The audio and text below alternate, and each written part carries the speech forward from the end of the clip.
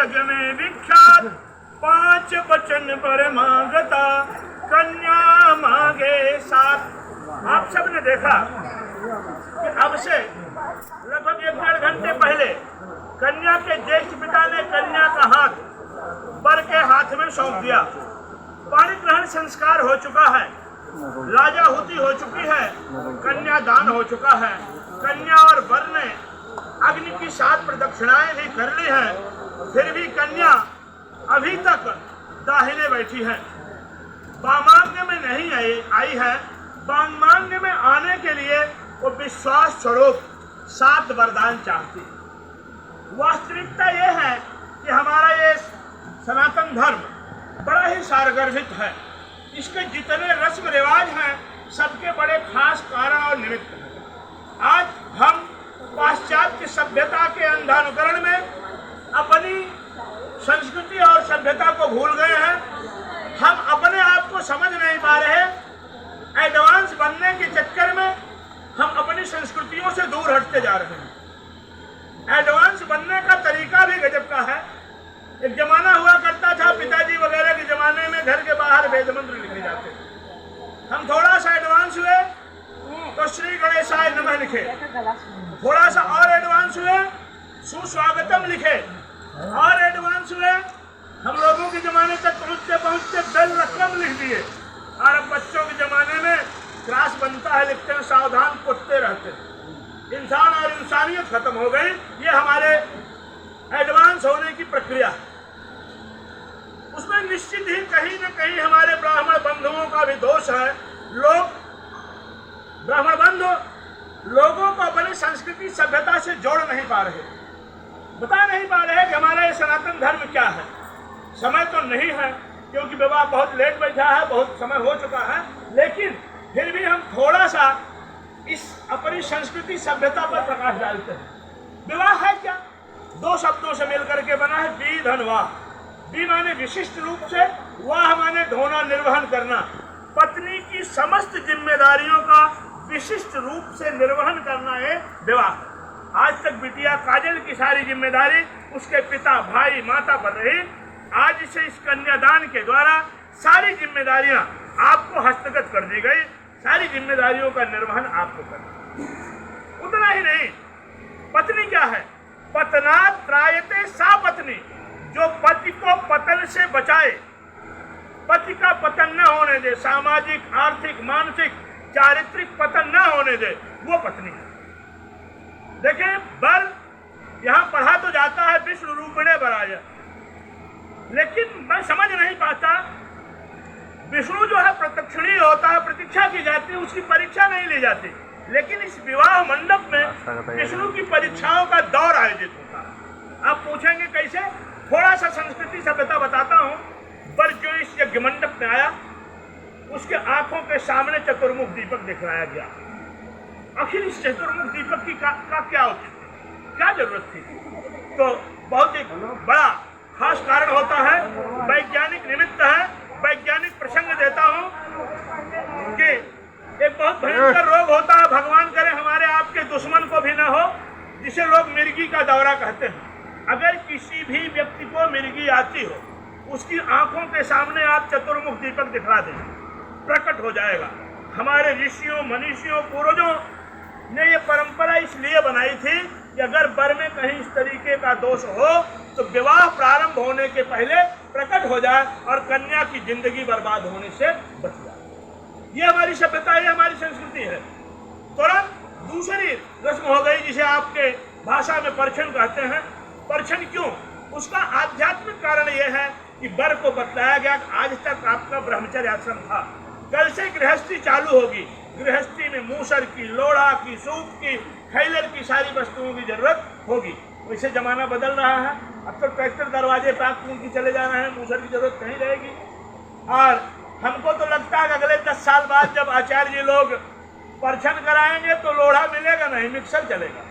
लेकिन ये तो आध्यात्मिक कारण है, इसका भी बहुत खास वैज्ञानिक कारण है। अगर वर मंदबुद्धि हो, दिमाग से हल्का हो, कोई व्यक्ति दिमाग से हल्का हो, उसके सिर के चारों तरफ आप लोढ़ा मूसर दिखाएं, उसकी एक्टिविटी क्या होगी? खड़ा रहेगा, या तो भाग जाएगा और नहीं तो अगर जबर रहेगा तो आपसे रुढ़वा खींचेगा और खोदे। ये रस्म इसलिए बनी थी कि वर की परीक्षा ले ली जाए तो दिमाग से कर जाए। वर के बुद्धि की परीक्षा का दौर था, पर उस परीक्षा को भी पास कर गया। तुरंत तीसरी परीक्षा का आयोजन हो गया। वर के हाथों में अक्षत पुंज दिए गए, पंडितों ने मंत्र पढ़ा, कहा बेटा मुंह छुओ, नाक छुओ, आँख छुओ, कान छुओ। क्यों? जिन हाथों में मैं कन्या की जिम्मेदारी देने जा रहा हूँ वो हाथ इस लायक है कि नहीं, कमा करके मेरी बिटिया का भरण पोषण कर पाएंगे कि नहीं। पर वो तीसरी परीक्षा भी पास होना चाहिए। तुरंत चौथी परीक्षा का आयोजन हो गया। एक सिक्का रख दिया गया, सिक्के पर एक घास रख दी गई, पंडितों ने मंत्र पढ़ा, कहा तोड़ करके फेंक दे। सामान्य दृष्टि से देखें तो इस यज्ञ मंडप में घास तोड़वाने का कोई प्रयोजन आपको समझ में नहीं आएगा, निहायत बेवकूफी लगेगी। लेकिन बहुत खास पौराणिक प्रसंग देता हूँ। मर्यादा पुरुषोत्तम भगवान श्री राम मैया सीता भाई लक्ष्मण के साथ जंगल में है। उसी समय शूर्पणखा नाम की राक्षसी प्रवेश करती है, भगवान से प्रणय निवेदन करती है कि आपसे सुंदर वर इस संसार में नहीं है, मुझसे सुंदर नारी भी नहीं, इसलिए मेरी आपकी जोड़ी ठीक रहेगी। उसने जो ही कहा कि मुझसे सुंदर नारी नहीं, मर्यादा पुरुषोत्तम भगवान श्री राम को 44,000 वोल्ट का करंट लगा। क्यों? क्योंकि कन्या का विवाह होता है, कुमारी का विवाह होता है, नारी का नहीं होता। उन्होंने कहा कि खुद को नारी कह रही, तो उन्होंने अपने योग बल से देखा तो उनको पता चल गया कि रावण की बहन शूर्पणखा है, जिसके पति को रावण ने मार दिया है, पति वियोग में है। उन्होंने तुरंत लक्ष्मण की तरफ दिखाया, कहा देखो मैं तो इंगेज हूँ, वो छोटा वाला मेरा खाली है, जितनी तुम कुंवारी हो उतने वो कुंवारा है। क्योंकि वो भी उर्मिला को छोड़ करके आए थे, पत्नी वियोग में थे। कहे परसेंटेज बराबर है, जितनी तुम कुंवारी हो उतने वो कुंवारा, उधर जाओ। वहाँ जाते हैं तो वो वहाँ जाती है तो वो कहते हैं मैं नौकर, मालिक भैया, उधर जाओ। कई चक्कर जब दौड़ाई जाती है तो सीधे सीधे जवाब मांगती है। लक्ष्मण ने जो जवाब दिया वही संस्कृति सभ्यता का कारण है। लक्ष्मण कहा तो ही सो परई, चेतन तोर लाज परिहरई। लक्ष्मण ने कहा ऐ सुंदरी, तुम्हारा वर्ण वही कर सकता है जो घास को तोड़ करके आजीवन तुम्हारी लाज बचाने का संकल्प करेगा। आज मेरे बच्चे ने बिटिया की आजीवन लाज बचाने का संकल्प कर लिया। इसके बाद इतना जब हो जाता है तो कन्या के ज्येष्ठ पिता कन्यादान करना शुरू कर देते हैं। तुरंत अगली परीक्षा माताओं की तरफ से होती है। बहुत दिन बाद विवाह मंडप में फिर से परीक्षा देखने को मिली। गाली देने की परंपरा है, विधिवत गाली दी जाती है। आखिर क्यों? इस शुभ काम में गाली देने की क्या जरूरत? वैसे तब भी कम गाई। रीवा में हम गए तो 2 जन हमको भूलबा नहीं करते, कहे तुहे राम रमैया लूकई, तुहे देवी मैया कूकई, तुहे दसई करिएवा नाग, बराती भैया मरने गया। ये संस्कार क्यों बना? आखिर गाली देने की क्या जरूरत है? कन्या पक्ष की माताओं को यह लगता है कि मेरे परिवार के पुरुष वर्ग कहीं जल्दबाजी तो नहीं कर रहे, मेरी कन्या के ऊपर आज तक कोई जिम्मेदारी नहीं थी, कल से नए परिवार नए परिवेश में जाएगी, जिम्मेदारियों का बोझ बढ़ेगा, जाने अनजाने में छोटी बड़ी गलतियां हो सकती हैं। परिवार कितना सहनशील है, इनके सहनशीलता की परीक्षा ले ली जाए। इसलिए इस परंपरा में गाली दी जाती थी कि अगर आज यहाँ गाली बर्दाश्त कर लेंगे तो छोटी बड़ी गलतियां बर्दाश्त कर, ये रस्म है। उसके बाद तुरंत एक रजिस्ट्री हो गई। अंकित भैया आपने एक रजिस्ट्री दस्तखत किया, पता है क्या किया? पंडित जी ने कहा यश तोया धर्म चर्तव्या सो अन्यासा धर्मे च अर्थे च कामे च तो ये नाथ चर्तव्या। आपने कहा 3 बार नाथ चढ़ाना। कौन सी रजिस्ट्री दस्तखत किया आपको पता है? क्या लिख दिया कुछ पता है? जब नहीं पता था क्यों लिख दिया? अब जान लीजिए क्या कर दिए हैं आप। लिखा यश तोया, जब भी तुमको धर्म चर्तव्या धर्म के आचरण करने हो तो 3 परिस्थितियां ऐसी होंगी, उसमें इसको साथ रखना होगा। क्या? धर्मे च, आज हमने अपने अकेले की है, आइंदा बर्दाश्त नहीं होगा। आइंदा जितने भी धर्म के कार्य होंगे, तीर्थ व्रत उद्यापन यज्ञ दान, सारे कार्यों में आप बिटिया को साथ रखेंगे। दूसरा अर्थे च, लोग कहते हैं पत्नी आधे की हिस्सेदार होती है। आधे कौन कह दिया भैया? पत्नी आधे की हिस्सेदार क्यों? पत्नी आधे की पूरे की हिस्सेदार है धन की। इसलिए कि स्वकर्मणा अर्जितम वित्तम धन धान्यम पशुगमम सर्वान निवेदयम मह्यम। आपके पिता जो कमाए उस पर मेरा कोई हक नहीं, भाई की कमाई पर मेरा कोई हक नहीं, आपकी माँ ने जो बचा के रखा है उसमें मेरा कोई हक नहीं, लेकिन स्वकर्मणा अर्जितम वित्तम, अपने मेहनत से आप जो कुछ भी कमा रहे हैं, सर्वान निवेद्यम मह्यम, क्योंकि आप विष्णु हैं, धन रखने का अधिकार विष्णु को नहीं है, लक्ष्मी को है, इसलिए सर्वान निवेद्यम मह्यम, जितना कमाएंगे सारा ले आकर के मेरी हाथ पर रख देंगे और अपनी जरूरत के अनुसार आप मुझसे मांग करके लेकर के जाएंगे। ये दूसरी दस्तखत। तीसरा, कामे च, काम भाव से सिर्फ और सिर्फ, माने पत्नी का स्थान सिर्फ और सिर्फ मेरा रहेगा। उतना ही नहीं, कन्या के पैर के नीचे लोढ़ा रखा गया। पंडितों ने कहा कि बेटा हटा दो, कहीं कहीं बिटिया लोग गाती हैं जीजा गिर गए दीदी की गोड़वा पर। आखिर ये रस्म क्यों बनी? इसे शिलारोहण अस्मारोहण कहते हैं। कन्या अपने पैर के नीचे से इस पत्थर के टुकड़े को हटवा करके ये प्रतिज्ञा कराती है कि अगर मेरी जिंदगी में इस पत्थर के समान भी विपत्ति आएगी तो आज जैसे आप पत्थर हटा रहे हैं उसी तरीके से हटाते करेंगे। आखिर इस यज्ञ मंडप में बांस ही क्यों? क्योंकि लिपट शिष्य बढ़िया होता, लेकिन बांस इसलिए ये वंश वृद्धि का प्रतीक है। एक करेल लगा दीजिए, साल भर में पूरी कोट तैयार हो जाती है। बांस इसलिए भी ये इस संसार का सबसे ऊंचा पौधा है, लेकिन जितना बढ़ता जाता है उतना झुकता जाता है। ये इस बात का प्रतीक है कि इस रिश्ते को निभाने के लिए कहीं आपको अहंकार त्यागना होगा, कहीं मुझे अहंकार त्यागना होगा। अहंकार को त्याग करके दोनों को कहीं न कहीं झुकना पड़ेगा, ये इस बात का प्रतीक है। उतना ही नहीं, तीसरा कारण बताता हूँ। यहाँ साइंस के बहुत सारे लोग बैठे होंगे, मेरी भी जिंदगी पूरी साइंस में बीती है, इसलिए बता रहा हूँ कि ये हरा बांस इलेक्ट्रिक का कंडक्टर होता है। इलेक्ट्रिक का कंडक्टर है। एक बहुत भयंकर आपदा होती है, दैवीय आपदा, आकाशीय बिजली। अगर कहीं से आकाशीय बिजली गिरे तो इस इलेक्ट्रिक के कंडक्टर के माध्यम से भूगर्भ में जाकर के समाहित हो जाए, मंडप में बैठे व्यक्तियों का कोई अनिष्ट न। ये हमारी संस्कृति है। बहुत सारी चीजें हैं, लेकिन समय नहीं मिला। आइए हम सीधे कन्या की 7 बातों पर चलते हैं, क्योंकि बताना तो ये भी है कि 7 कदम क्यों चलती है। बहुत सारी चीजें हैं, लेकिन नहीं समझ लिए आप लोग, इसलिए इस बात की तकलीफ रहेगी। आइए देखते हैं पहली शर्त कन्या की। कन्या पहली बात में कहती है कि तीर्थ व्रतोद्यापन यज्ञ दानम मया सहत्वम यजकांत कोर्या वामांगमायामि तदा त्वदीयम नत्वा नतो दक्षिण पार्श्वतोहम। कन्या कहती, तीर्थ व्रत उद्यापन यज्ञ दान, जितने भी धार्मिक कार्य हैं, इन धार्मिक कार्यों को करते समय आप मुझे अपने साथ रखेंगे, अकेले नहीं करेंगे। अगर ये ऐसा करना हो तो मैं वामांग में आऊं, अन्यथा दक्षिण बैठी रहूंगी। ये कन्या की पहली बात थी। कन्या दूसरी बात में कहती है कि हव्य प्रदानैर्मरान् प्रतश्च कव्य प्रदानैर्यज्ञ पूजयेथा वामांग मायामि तदा त्वदीयम नत्वा नतो दक्षिण पार्श्वतोहम। कन्या कहती हविष्य न दे करके, हवन करके आप देवताओं की पूजा करें। कव्य दान करके, हर वर्ष 15 दिन के लिए पितृपक्ष लगता है, जिसमें पितरों की पूजा होती है, पिंडदान, जिसको हम कव्य दान कहते हैं। पिंडदान करके अपने पितरों की पूजा करें, अर्थात इस सनातन धर्म की जो व्यवस्था है उसमें भरोसा बनाए रखें। अगर ये ऐसा करना हो तो मैं वामांग में आऊँ, अन्यथा दक्षिण बैठी रहूंगी। ये कन्या की दूसरी बात थी। कन्या तीसरी बात में कहती है कि कुटुंब रक्षा भरणम यत्वाम पर्या पशूनां परिपालनं च वामांग मायामि तदा त्वदीयम नत्वा नतो दक्षिण पार्श्वतोहम। कन्या कहती है आज से हमारा आपका एक कुटुंब बन रहा है। उस कुटुंब के पालन पोषण की जिम्मेदारी किसकी? आपकी। परिवार को अच्छी तरीके से चलाने के लिए पशु पक्षी भी घर में होते हैं, अगर मेरे घर में भी रहे तो उनके भी पालन पोषण की जिम्मेदारी किसकी? आपकी।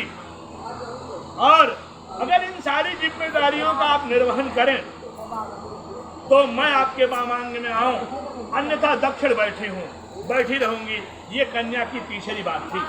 कन्या चौथी बात में कहती है आयम व्ययम धन्य धनादिकान दृष्ट्वा निवेशम परिग्रह निदग्धा वामांग मायामि तदा त्वदीयम नत्वा नतो दक्षिण पार्श्वतोहम। बड़ी सारगर्भित बात है। कन्या कहती है आयम, आप कितना कमा रहे हैं ये मेरी जानकारी में होना चाहिए, ये छुपा नहीं होना चाहिए। ये मेरी जानकारी में हो कि आपकी सैलरी कितनी है, व्ययम आज आप कितना खर्च करके आ रहे हैं, इसका हिसाब मुझे दें। दृष्टा निवेशम परिगृह दग्धा, कहाँ पर निवेश कर रहे हैं और कहाँ पर खर्च कर रहे हैं, ये सारी जानकारी इसलिए मुझे दें क्योंकि परिवार के पालन पोषण में जिस तरीके का धन लगता है उसी तरीके की आगे की संतति हो जाती है। इसलिए कहीं मेरे बच्चों के पालन पोषण में बुरा धन तो नहीं लग रहा, या मेहनत से कमाया धन आप बर्बाद तो नहीं कर रहे। इसलिए आप कितना कमा रहे हैं, कहाँ खर्च कर रहे हैं, कैसे कमा रहे हैं और कहाँ किस तरीके से खर्च कर रहे हैं, ये सारी जानकारी मुझे देंगे। अगर ऐसा स्वीकार करें तो मैं वामांग में आऊँ, अन्यथा दक्षिण बैठी रहूंगी। ये कन्या की चौथी बात। कन्या पांचवी बात में कहती है, देवालयाराम तैराग कोपम बापी विदग्धा यज भोजये था वामांग मायामि तदा त्वदीयम नत्वा न तो दक्षिण पार्थ तो हम। कन्या कहती है कि अगर आपकी सामर्थ्य हो तो देवालय बनवाएं, मंदिर बनवाएं, कुआं खुदवाएं, तालाब खुदवाएं, बगीचा लगवाएं। तीन बातों पर थोड़ी छूट देती है, मंदिर बनवाने, कुआं खुदवाने और बगीचा तालाब खुदवाने पर छूट देती है, लेकिन बगीचे वाली बात में रिजिड हो जाती है। क्यों रिजिड हो जाती है? उपनिषद कहता है 10 कूप समवापी 10 वापी समोहृदः 10 हृद समोपुत्रः 10 पुत्रो समोद्रमः। 10 कुआं खुदवाने पर जितना पुण्य होता, एक तालाब बनवा दें उतना पुण्य हो जाता है। 10 तालाब बनवाने पर जितना पुण्य होता है, एक मरते व्यक्ति को जीवन दान देने पर उतना पुण्य हो जाता है, और 10 व्यक्तियों को जीवन दान देने पर जितना पुण्य होता है, अपनी ब्याहता स्त्री से एक पुत्र पैदा कर देने पर उतना पुण्य हो जाता है, और 10 पुत्र पैदा करने पर जितना पुण्य होता है, एक वृक्ष को लगा करके बड़ा कर देने पर उतना पुण्य हो जाता है। इसलिए आप वृक्षारोपण करेंगे, क्योंकि आप पुण्य अर्जित करेंगे। आप जो पुण्य अर्जित करेंगे उसमें मेरा आधा है, मेरे में आपका कुछ नहीं। आपके पाप में मेरा कोई हिस्सा नहीं, लेकिन मेरे में आपको आधा लेना पड़ेगा। इसलिए आप पुण्य अर्जित करें और मुझे पुण्य का हिस्सेदार बनाएं। अगर ऐसा करना हो तो मैं आपके वामांग में आऊँ। ये कन्या की पांचवी बात थी। कन्या छठी बात में कहती है कि देशांतरेवा स्वपुरांतरेवा यदा विदग्धे त्रय विक्रये तुम वामांग मायामि तदा त्वदीयम नत्वा न तो दक्षिण पार्थ तो हम।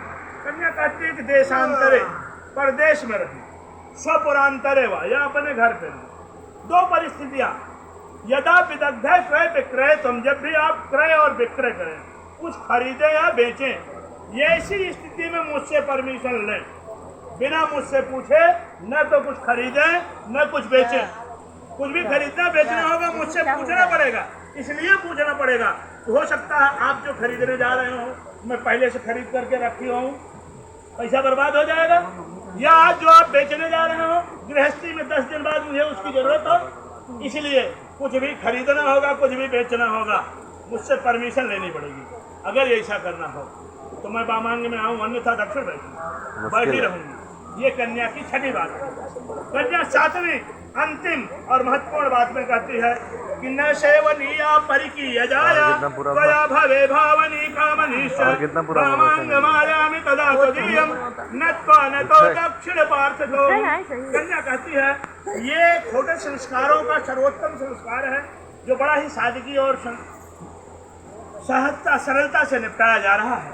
इसके बाद हमारा आपका जीवन भी सहज सरल और निर्मल हो जाना चाहिए। पराई स्त्रियां जो आपसे अधिक उम्र की होंगी